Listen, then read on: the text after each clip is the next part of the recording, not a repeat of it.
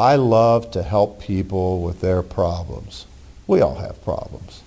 But there's no place you go in your life where you tell it all like you do to your banker.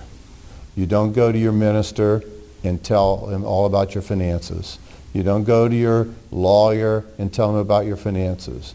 You don't go to your dentist and talk about your finances. The only place you can do it, and the only place you should do it, is with your banker.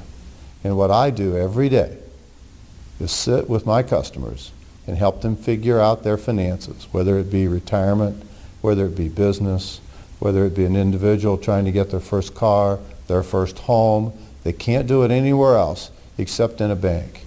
And I don't believe they ought to do it in a bank at a grocery store.